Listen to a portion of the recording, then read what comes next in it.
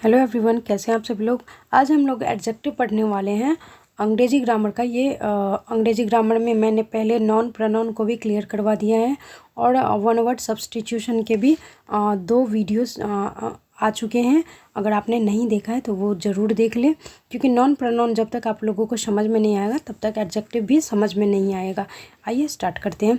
Adjective क्या होता है हम लोग पहले से ही जानते हैं, फिर भी देख लेते हैं। Adjectives are those words which describe the nouns. There are very few और slight differences between English adjective and Hindi adjective. One of the major difference compared to Hindi adjective is that English adjective does not modify themselves for the noun। यानी कि क्या होता है कि जो संज्ञा और सर्वनाम के बदले आता है, जो संज्ञा और सर्वनाम की क्या होती है, विशेषता बतलाता है। जो संज्ञा सर्वनाम की विशेषता बतलाता है तो उसको क्या कहते हैं, एडजेक्टिव कहते हैं, विशेषण कहते हैं ना। किसी संज्ञा सर्वनाम की विशेषता बताता है तो उसको ही एडजेक्टिव कहते हैं। विशेषण नाम से ये विशेषण यानी गुण बताएगा, ये चाहे संज्ञा के गुण बताएगा या एडजेक्टिव के गुण बताएगा।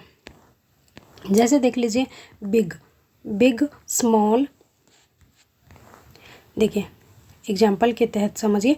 Building is a very big, building is a very big. तो क्या यहाँ पे क्या है, बिल्डिंग इज बिग, लेकिन यहाँ पे क्या है, बिल्डिंग इज़ वेरी बिग। यहाँ पे क्या है, बहुत बड़ा, यानी कि यहाँ पे क्या है, बिल्डिंग बहुत बड़ा है। यहाँ पे ये विशेषता बता रहा है कि जो भवन है, भवन की विशेषता क्या है कि ये बहुत बड़ा है, बड़ा ही नहीं बहुत बड़ा है। Big, very big. Rohan is very tall. यहाँ पे रोहन के बारे में क्या विशेषता बतला रहा है कि बहुत लंबा है, वेरी टॉल। फिर there are 4 types of adjectives. Hindi में भी विशेषण के 4 प्रकार ही होते हैं और इंग्लिश में भी क्या होते हैं, 4 प्रकार के होते हैं। देखिए पहला है क्वालिटेटिव एडजेक्टिव। क्वालिटेटिव एडजेक्टिव यानी कि नाम से ही क्वालिटी, तो गुणवाचक, ठीक है, गुणवाचक विशेषण। दूसरा है क्वांटिटेटिव एडजेक्टिव। क्वांटिटी आ गया इसमें तो क्या हो जाएगा, परिमाणवाचक, क्वांटिटेटिव एडजेक्टिव। फिर है न्यूमेरल्स एडजेक्टिव यानी कि संख्यावाचक। फिर है डिमोनस्ट्रेटिव एडजेक्टिव यानी कि सार्वनामिक विशेषण। अब जानते हैं इनके बारे में एक एक करके। पहला है क्वालिटेटिव एडजेक्टिव, यानी कि नाम से ही स्पष्ट है, गुणवाचक विशेषण क्या होगा, तो क्या होगा, the words that describe the quality of noun are known as qualitative adjective. यानी कि the words that describe the quality, यानी कि जो संज्ञा का वो क्वालिटी बताएगा, गुण बताएगा, यानी संज्ञा की विशेषता बताएगा, संज्ञा के गुण की विशेषता बताएगा, तो वो क्या हो जाएगा, क्वालिटेटिव एडजेक्टिव हो जाएगा। यहाँ पे देखिए संज्ञा के गुण प्रकार को प्रकट करने वाले शब्द को गुणवाचक विशेषण कहेंगे। जैसे देखिए सच एज, देखिए जैसे गुड, अच्छा, बैड, बुरा, ऑनेस्ट, ईमानदार। देखिए यहाँ पे थोड़ा सा एग्जाम्पल, अच्छा यही एग्जाम्पल था। जैसे Rohan is a good boy, तो वहाँ पे क्या हो जाएगा, Rohan is a good boy, तो वहाँ पे ये क्या हो जाएगा, क्वालिटेटिव एडजेक्टिव हो जाएगा। यहाँ पे रोहन क्या है, अच्छा लड़का है।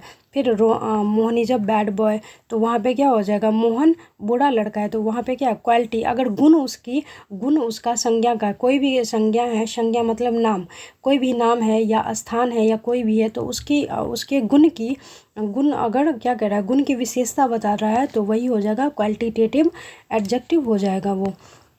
अब देखिए क्वांटिटेटिव एडजेक्टिव, नाम से ही स्पष्ट है, इसमें ज़्यादा सोचने वाली बात नहीं है। क्वांटिटेटिव नाम से स्पष्ट है, परिमाणवाचक।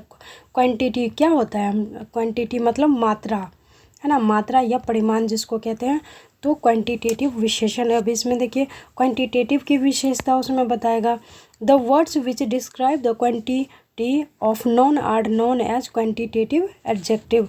यानी वैसा शब्द जो संज्ञा के मात्रा के बारे में जानकारी दे उसे परिमाणवाचक विशेषण कहते हैं। स्पष्ट है।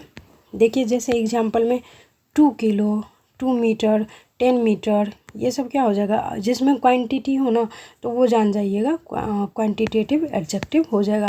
अब देखिए अब देखिए क्वांटिटेटिव एडजेक्टिव के भी दो पार्ट हैं, यानी कि इसके भी दो भेद हैं। अब देखिए कौन कौन है। फिर है डिफिनिट क्वांटिटेटिव एडजेक्टिव, यानी कि नाम से ही स्पष्ट है, निश्चित परिमाणवाचक विशेषण, यानी कि जैसे समझिए 10 किलोज 100 मीटर, यानी कि डिफिनिट यानी कि निश्चय है, जिसमें यानी निश्चय विशेषता बताता है, किसी भी चीज़ की निश्चय विशेषता बताता है, डिफिनिट है जो। तो 10 किलो यानी 10 किलो मतलब 10 किलो ही होते हैं, या 10 किलोमीटर मतलब 10 किलोमीटर ही है, यानी कि डिफिनिट अगर परिमाण है या मात्रा है तो वहाँ पे क्या होगा, डिफिनिट क्वांटिटेटिव एडजेक्टिव। अब देखिए इनडिफिनिट क्वांटिटेटिव एडजेक्टिव, यानी कि यहाँ पे अनिश्चित परिमाण है, यानी मात्रा अनिश्चित है, यानी कि जैसे देखिए मोर मतलब अधिक, अब कितना अधिक है ये हम नहीं बता सकते हैं, लेकिन अधिक। मेनी शम, मोर मेनी शम, यानी कि अधिक कुछ कई, ये सब क्या हो जाएंगे, इनडिफिनिट क्वांटिटेटिव एडजेक्टिव के अंतर्गत ये आ जाएंगे। अब है न्यूमरल्स एडजेक्टिव, यानी कि संख्यावाचक विशेषण, इसमें भी संख्या है, तो जो संख्या की विशेषता बताएगा।